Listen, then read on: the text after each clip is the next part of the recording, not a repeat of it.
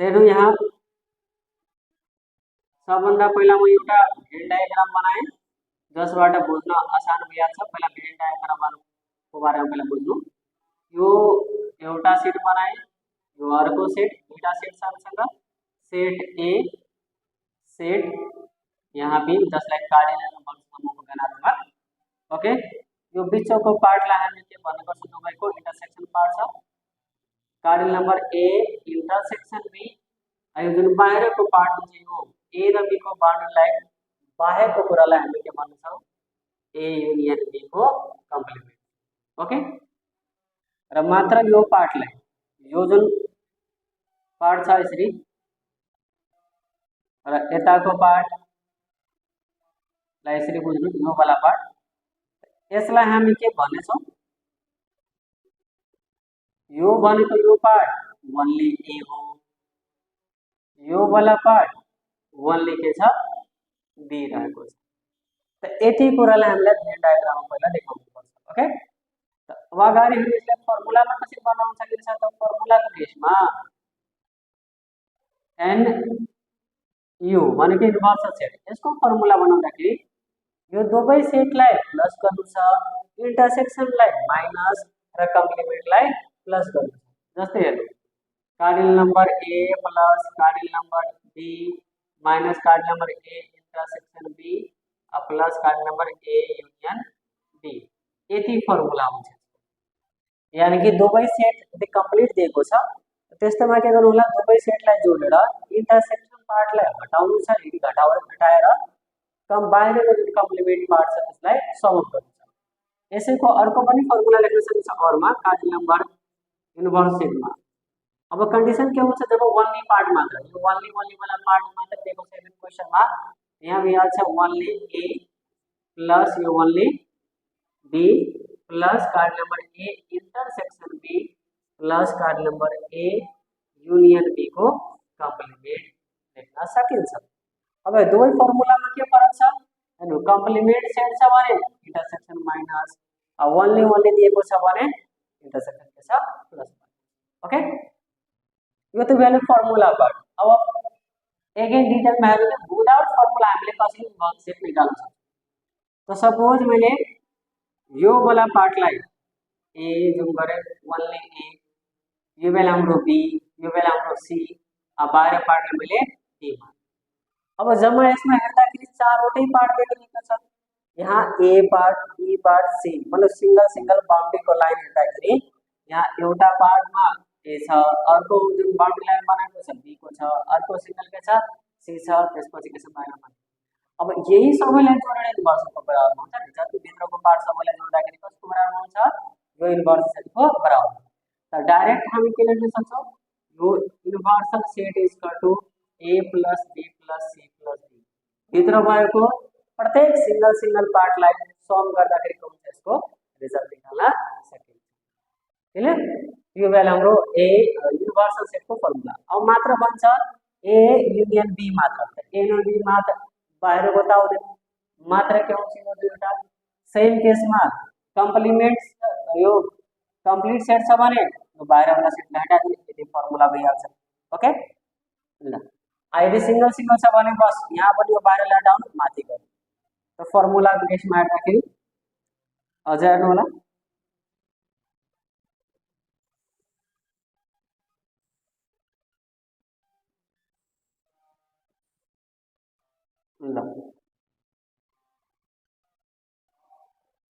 यदि हामीलाई ए union be भन्छ निकाल्नलाई, कम्प्लिट सेट को केसमा set A plus set B minus A intersection B, यहाँसम्म मात्र कम्प्लिमेन्ट यसमा आउँदैन। और यसको फर्मुला में यदि ओन्ली पार्ट छ भने त only A plus only B, यो जुन माइनस तो के दिइहाल्छ प्लस भइहाल्छ, त्यसरी गरेर। अब भेन डायग्रामबाट बुझ्नु, यसको पनि युनिभर्सल सेट छ भने ए र बी, यो हाम्रो सेट ए, यो हाम्रो सेट बी। तब यसरी हेर्दाखेरि यो ए र बी भन्नाले ए र बी पुरै पार्ट यहाँदेखि यहाँसम्म मिल्छ पुरै पार्टलाई। त सिंगल यो भी हाल्छ हाम्रो ओन्ली ए पार्ट, यसलाई मैले ए मान, यो सिंगल पार्टलाई बी, यो सिंगल पार्टलाई के मागे C. From Venn diagram, from Venn diagram, अब यो तीनटै पार्ट जोड्दाखेरि ए युनियन बी को बराबर बन्छ। त डाइरेक्टली हामी ए युनियन बी बराबरमा के लेख्न सक्छौँ, फ्रम वेन डायग्राम बिना फर्मुलाको ए प्लस बी प्लस सी, यहाँ जुन पनि नम्बर्स लेखेको छ त्यो नम्बर्सलाई प्लस गर्नु। सपोज यसको ठाउँमा दिएको छ हामीलाई 5, यहाँ 6, यहाँ 7 दिएको छ, यो भ्या छ 5 प्लस 6 प्लस 7 18। ओके, यो थियो हाम्रो दुईवटा सेटको कसरी हामीले युनिभर्सल सेट फाइन्ड गर्ने, कसरी हामीले युनियन सेट निकाल्ने। अब त्यस्तै बन्छ इंटरसेक्शन मात्र, इंटरसेक्शन त बुझिहाल्नु होला डाइरेक्टली बिच होला। अब गिवन केसमा के गर्नुपर्छ भने क्वेशनमा के दिएको छ, अब एउटा छ ए युनियन बी को कम्प्लिमेन्ट, अब जसको कम्प्लिमेन्ट त्यसलाई युनिभर्सल सेटबाट हटाउनु, A union B, A union B निकाल्नु, यानी कि यति पार्ट छोडेर बाहिर जिरो पार्ट हुन्छ नि। ओके, इनकेस हामीलाई भनिन्छ ओन्ली ए कसरी पत्ता लगाउने, जसको ओन्ली भन्छ त्यसको पुरै सेटबाट इंटरसेक्शन पार्टलाई हटाइदिनु होला। ओके, जुन सेटको ओन्ली निकाल्छ त्यसको कम्प्लिट सेटबाट के गर्नु होला, इंटरसेक्शन पार्ट हटाइदिनु होला, जति बाँकी रहन्छ त्यही ओन्ली हुन्छ। सपोज यदि हामीलाई ओन्ली बी सोधिन्छ भने के गर्नुपर्छ, बी को कम्प्लिट सेटबाट ए इंटरसेक्शन बी लाई हटाउनु पर्ने हो। ओके, ल यदि कुनै सिंगल सेट को कम्प्लिमेन्ट सोधिहाल्यो, सपोज भन्छ ए को कम्प्लिमेन्ट कति होला, तो केही गर्नु छैन, युनिभर्सल सेटबाट यसलाई पनि हटाइदिनु होला, जसको कम्प्लिमेन्ट त्यसलाई युनिभर्सल सेटबाट बाहिर हटाउनु, यानी कि त्यो बाहिरको जुन सेट पर्छ त्यो चाहिँ। ओके, अब केही शब्दावलीको बारेमा बोल्छौँ दुईटा सेटमा। ओके,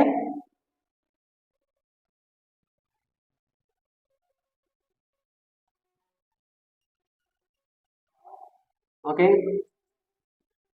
सम यूजफुल वर्ड्स और सेंटेंस बोल्न सक्छौँ, सेंटेंस।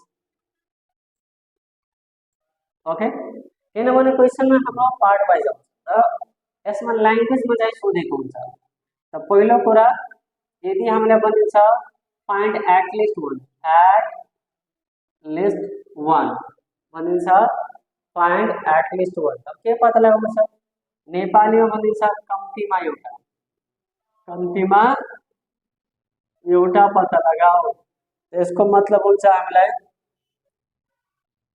ए युनियन बी पत्ता लगाउनु, के निकाल्नु छ, ए युनियन बी फाइन्ड गर्नु। ओके, यदि हामीलाई भनिन्छ ओन्ली वन, ओन्ली वन, एक मात्र वा एउटा मात्र, एउटा मात्र, अब एउटा मात्र भनेको दुईवटा सेट छ भने दुवैको एउटा एउटा, यानी कि ओन्ली ओन्लीलाई प्लस गर्नु छ। यसको मतलब यहाँ छ only A plus only B find गर्नु, यानी कि दुवैको फाइन्ड गरेर सम गर्नु। त्यस्तै बढीमा एउटा, बढीमा एउटा भन्छ, बढीमा एउटा, at most one, at most one भन्दाखेरि के बुझ्नु होला, यहाँ जुन इंटरसेक्टिङ पार्ट छ त्यसलाई छोडेर जति इंटरसेक्टिङ वाला पार्ट हुन्छ त्यो सबैले, दुईवटा सेटमा त एउटा मात्र इंटरसेक्टिङ पार्ट हुन्छ, जसलाई यहाँ ए इंटरसेक्सन बी भन्न सक्छौँ। त्यसको मतलब यहाँ छ, यहाँ हामीलाई ए इंटरसेक्सन बी को कम्प्लिमेन्ट निकाल्नु छ, जसको formula universal set minus A intersection B निकाल्छ। ओके, अब अगाडि बढौँ। यसैमा दिएको छ हामीलाई नेक्स्ट वर्ड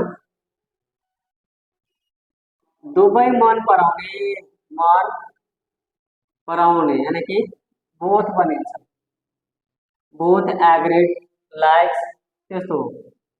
बोथ को मतलब एस भन्न सक्छौँ, एस और एग्रीड, दुवैले सहमति दिएको छ वा दुवैले मन पराउने हैन दुवै पास हुने दुवैमा हैन ठाउँ घुम्ने त्यस्तो किसिमको वर्ड यस्तोमा के भइहाल्छ हामीले के फाइन्ड गर्नु छ यसमा यसमा ए इन्टरसेक्सन बी पत्ता लगाउनु छ के पत्ता लगाउनु छ ए इन्टरसेक्सन बी पत्ता लगाउनु कुनै पनि होइन वा दुवै मन नपराउने दुवै मन नपराउने ठीक छ कुनै पनि होइन ओके मतलब not both okay not both neither nor यस्तो किसिम यानी कि नेगेटिभ सेन्टेन्स कस्तो आउँछ यो नेगेटिभ दुवैको लागि नेगेटिभ भने दुवैको लागि नेगेटिभ रहेको छ भने दुवैको लागि दुवैको युनियनको कम्प्लिमेन्ट फाइन्ड गर्नु यसको मतलब यहाँ छ card number A union B को कम्प्लिमेन्ट सीधे बुझ्नु होला जहाँ नेगेटिभ सेन्टेन्स छ त्यहाँ हामीले के गर्नु छ कम्प्लिमेन्ट निकाल्नु छ क्लियर ल हामीलाई घुमाएर यतिकै कुरा सोध्दै गरिन्छ यो जुन चारवटा क्वेशन आउँछ चारवटा पाँचवटा यही कुरा हामीलाई भन्छ फाइन्ड गर्नलाई त्यसको बाद सेन्टेन्समा लेखेको छ भने एक्चुअलमा के फाइन्ड गर्नु छ भने अब यसरी हेर्दाखेरि हामीलाई थाहा भइहाल्छ यसको अनुसार हामीले फर्मुला इभन फर्मुला चाहिँ हेड डायग्राम बनाएर फ्रम हेड डायग्राम पार्ट्सहरूलाई एड गरेर सब्ट्र्याक्ट गरेर हामी निकाल्न सक्छौँ ओके अब केही योसँग रिलेटेड दुईवटा सेटसँग रिलेटेड एउटा क्वेशन हामीले गरौँ ओके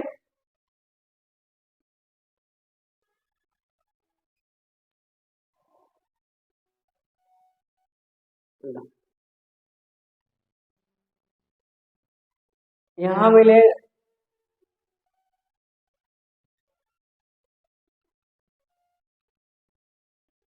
ओके फर्स्ट क्वेशनमा दिएको छ हामीलाई एउटा परीक्षामा सम्मिलित परीक्षार्थी 80 मध्ये 80% विद्यार्थी गणितमा उत्तीर्ण भएको छ 75% विद्यार्थी विज्ञानमा उत्तीर्ण भएको छ 5% दुवैमा ओके र अनुत्तीर्ण भएको छ अब गिभन म यहाँ लेख्छु ओके तपाईहरु आफ्नो मोडल सेट के भन्छ यो निमाको 10 सेटको च्याप्टर वाइजमा हेर्नु होला प्रश्न नम्बर 1 मा गिभन दिएको छ त्यो मात्र म लेखेर सम्झाउँछु युनिभर्सल सेट चाहिँ दिएको छैन त यहाँ पर्सेन्टेज वाला क्वेशन छ 100% मान दिनु होला त्यस्तै भनेको छ म्याथमा पास हुने 80% जना छ साइन्समा पास हुने 75% छ अब भनेको छ म्याथ र साइन्स दुवैमा फेल हुने फेल भनेको त नेगेटिभ सेन्टेन्स भइहाल्यो अब बाँकीमा पास भएर क्वेशनमा फेल त्यति बेला चाहिँ कम्प्लिमेन्ट गर्नु के गर्नु होला यसको कम्प्लिमेन्ट दुवैमा फेल भएको छ दुवैमा फेल कति प्रतिशत भएको छ 5% त्यस्तै भएको छ दुवै विषयमा पास हुने प्रतिशतमा त छैन थाहा ओके प्रतिशतमा चाहिँ थाहा छैन तर यसको नम्बरमा के दिएको छ 300 जना पास भएको ओके ल यतिकै गिभन छ हामीसँग फेरि भनेको छ प्रश्न नम्बर ए मा यदि एम र एस ले क्रमशः गणित र विज्ञान उत्तीर्ण गर्ने परीक्षार्थीहरूको समूहलाई जनाउँछ भने कार्य नंबर एम इंटरसेक्शन एस को गणात्मक लेख्नुहोस् तो यही भी आले यानी कि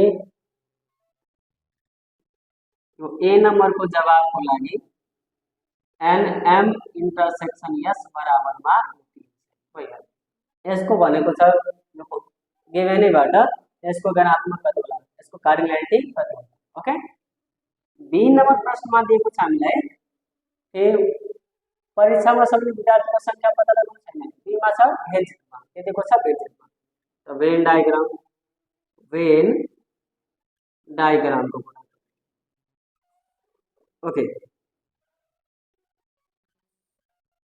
युनिभर्सल सेट यहाँ दुईवटा सेट यहाँ एउटा सेट मैथ छ अर्को साइन्स दिएको छ दुवैमा पर्सेन्टेज त दिएको छैन ओके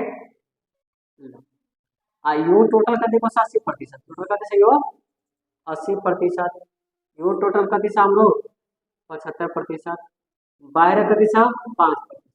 ओके, अब भित्र चाहिँ दिएको छ अरे इन्टरसेक्सन कति छ त्यो चाहिँ दिएको छ। सपोज अहिलेको लागि मैले यसलाई ए मान्ने, के मान्ने मैले ए पढ्ने। ओके, तो यो ए छ भने यो छ 80 माइनस ए दिया छ, यो छ 80 माइनस ए%, आयो 75 छ भने के दिया छ यो 75 माइनस ए%। ओके, यसरी चाहिँ पर्सेन्टेज को फर्म में मैले सबैलाई भेन डायग्राम में देखाइदिए। अब यो को सहाराले त सबभन्दा पहिला टार्गेट गर्नु, यसको म पहिला पर्सेन्टेज निकाल्छु। के निकाल्छु पहिला पर्सेन्टेज। अब यो पर्सेन्टेज कति हो, यो सबै पार्टलाई जोड्दाखेरि इन्भर्सन को बराबरमा कति छ, इन्भर्सन छ 100%। ओके, तो अब यसलाई सानो गरेर राखौँ। ओके, फ्रम वेन डायग्राम, यदि तपाईलाई फर्मुला लगाउनु छैन, फर्मुला याद छैन भने फ्रम वेन डायग्राम लेखेर सोलुसन सुरु गर्नु। यानी कि यो 80 माइनस ए प्लस यो ए 75 माइनस ए आयो बाहिर वाला 5, टोटल सम गर्दाखेरि कति हुनुपर्ने हो 100। तो सबै के छ प्रतिशत हो। यहाँ सल्भ गर्दाखेरि प्रतिशतको साइन नदिँदा पनि हुन्छ, तर अन्ततः हामी के गर्नुपर्छ लास्टमा जब हामी लेख्छौँ त्यति बेला हामीले पर्सेन्टेज देखाउनु। यसरी क्याल्कुलेट गर्दाखेरि यो ब्याज छ 80 प्लस 80 160, एउटा ए र एउटा ए क्यान्सल गर्न सकिन्छ। त्यस्तै हाम्रो ब्याज छ एउटा माइनस ए इक्वल टु 100 और ए इक्वल टु ब्याज छ 160 minus 100। Finally A equal to कति आउँछ 60%। ओके, अब सी नंबर को लागि जवाब भनेको छ जम्मा विद्यार्थी कति छ त्यहाँ यो पर्सेन्टेजमा र यसको भ्यालु दिएको छ। जुन क्वेशनमा हामीलाई पर्सेन्टेज र त्यसको इक्विभ्यालेन्ट भ्यालु थाहा छ भने, किनभने 60% को बराबरमा कति छ यो 30% दिएको छ नि, यहाँ 60% आयो भने यसैको बराबरमा के दिएको छ 300। त जहाँ हामीलाई यो पर्सेन्टेज र त्यसको इक्विभ्यालेन्ट नम्बर्स दिएको छ भने त्यसको रिलेसनबाट हामीले टोटल नम्बर निकाल्न सक्छौँ। यहाँ लेट गरिहाल्यो यो नम्बरमा कति छ x, नम्बरमा कति छ x। According to question 60% of x is equal to 300, 60 by 100 into x is equal to 300 और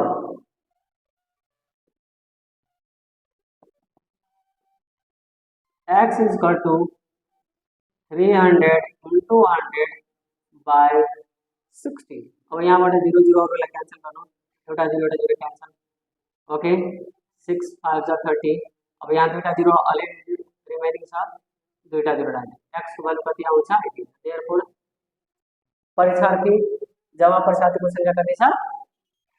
ओके, टोटल नंबर अफ एक्जामिनीज जसलाई एनयू भन्छ, नम्बरमा कति छ यो 500 is the answer. Okay, D नम्बरमा के दिएको छ हामीलाई क्वेशन नम्बर डी को लागि गणित मात्र उत्तीर्ण विद्यार्थी संख्या र दुवै विद्यार्थीहरूको संख्याको तुलना गर्नुहोस्। त मात्र गणितमा मात्र म्याथ टोटल छ 80%, इंटरसेक्शन आएको छ 60। तो वनली निकाल्छ भने टोटल बाट इंटरसेक्शन पार्ट घटाउनु पर्यो। तो रिजल्ट कति आउँछ यो 20%। 20% मा ल। अब त्यस्तै एम युनियन एस को कम्प्लिमेन्ट चाहिँ कतिको छ 5%। अब दुवैको अनुपात तुलना गर्नु भनेको त्यसलाई रेशियोमा राख्नु छ। Therefore an